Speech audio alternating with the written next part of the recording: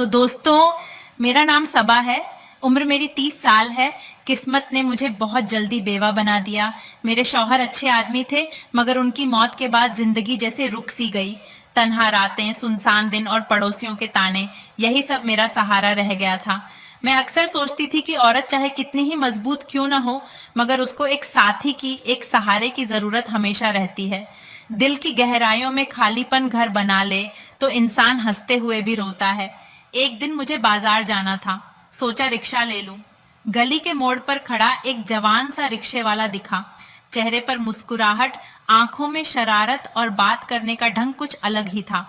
मैं बैठी और उसने रिक्शा चलाना शुरू किया। चलते ही बोला, बीबी जी आराम से बैठिए। मेरी सवारी कभी हिलती डुलती नहीं। मैं चौंकी और फिर हंस दी। अच्छा जी, मतलब आप बहुत स्टेडी चलाते हो? वो मुस्कुराया और बोला, अरे स्टेडी तो तब होता जब सड़क स्मूथ हो, लेकिन अगर सड़क उबड़ खाबड़ हो तो मजा दुगना हो जाता है। मैंने झेपते हुए कहा, मजा? मतलब क्या? वो ठहाका मारकर बोला, अरे बीबी जी, मतलब राइड इंटरेस्टिंग हो जाती है। मैं हंसते हंसते लाज से लाल हो गई।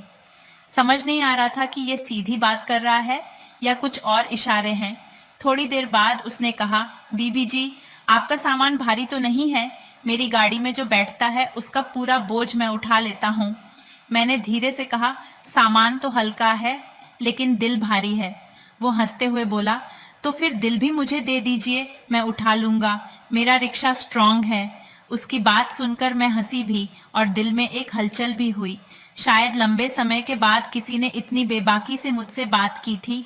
रास्ते भर उसकी बातें डबल मीनिंग से भरी रहीं। हर वाक्य पर मुझे लगता था कि ये कुछ और कह रहा है, लेकिन मतलब कुछ और निकलता। जैसे ही बाजार पहुंचे उसने मुस्कुराते हुए कहा, बीबी जी मेरी गाड़ी आपको पसंद आई? अगर हाँ तो अगली बार भी सिर्फ मुझे ही बुलाइएगा। मैं वादा करता हूँ सफर आसान भी होगा और मजेदार भी।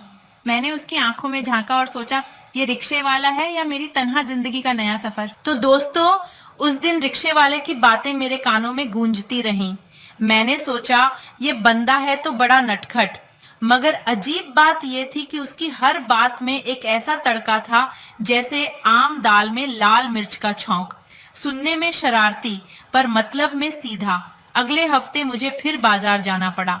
मैंने सोच लिया, देखूं आज अगर वही रिक्शे वाला मिले तो मजा आ जाए। किस्मत देखिए, चौक पर खड़ा वही मिल गया।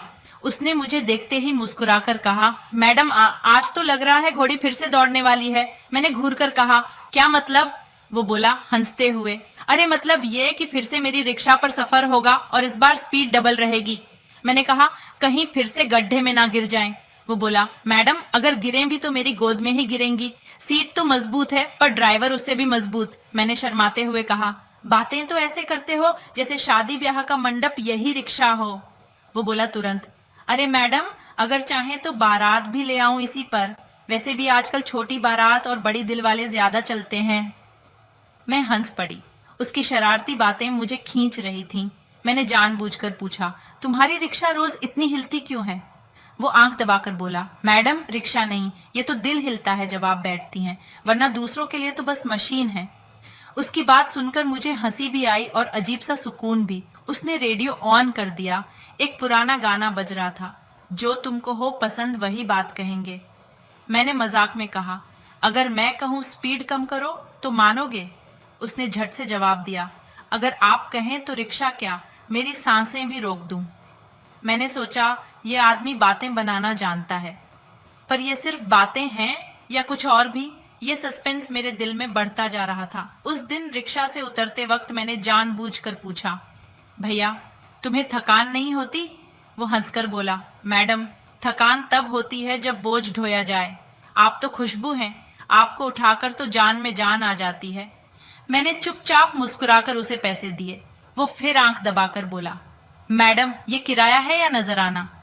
मैं घर पहुंचकर देर तक सोचती रही, क्या ये शरारती बातें सिर्फ मजाक थीं या किसी छुपे इरादे की दस्तक? तो जनाब अब आती हूँ उस दिन पर जब मेरी जिंदगी का सबसे बड़ा मोड़ आया। उस दिन बाजार से लौटते हुए बारिश शुरू हो गई। सड़कें गीली, हवा में मिट्टी की खुशबू और मैं अकेली छतरी ढूंढ रही थी। तभी दूर से वही रिक्शे वाला आते दिखा। वो हंसते हुए बोला, मैडम लग रहा है आज बारिश हमें और करीब ले आएगी। मैंने कहा, इतनी बारिश में तुम्हारी रिक्शा भीग जाएगी। वो बोला, मैडम, रिक्शा भीग जाए तो नया खरीद लेंगे, पर अगर आप भीग गई तो मेरा दिल भीग जाएगा। मैं उसके रिक्शे में बैठ गई। रास्ता लंबा था और बारिश की बूंदें टप टप गिर रही थीं।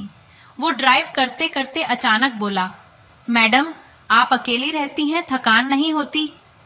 मैंने कहा, थकान तो होती है, पर आदत डाल ली है। वो मुस्कुराकर बोला, अगर चाहे तो ये आदत मैं बदल सकता हूँ।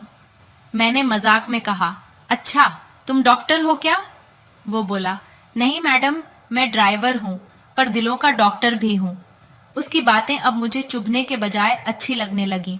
मुझे लगा जैसे ये इंसान मेरी तन्हाई को समझ रहा है। उसने अचानक गाना गुनगुनाया, सावन का महीना पवन करे शोर। मैं हंस पड़ी और बोली, तुम तो पूरे हीरो निकले। वो बोला, मैडम, हीरो तो वही होता है जो हीरोइन को हंसाए और अगर इजाजत मिले तो उसे अपनाए भी। उसकी आंखों में वो बात थी जो किसी और में नहीं थी। बारिश थमी, हम मोहल्ले पहुंचे।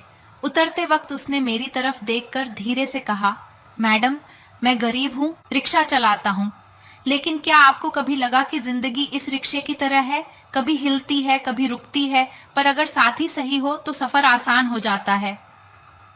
उसकी बात सुनकर मेरी आंखें भीग गईं।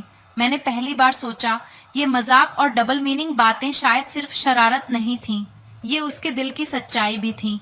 कई दिन तक सोचने के बाद मैंने एक फैसला ले लिया और फिर टिमिक्टिवाइज्ड कुछ महीनों बाद उसी मोहल्ले में बारात आई।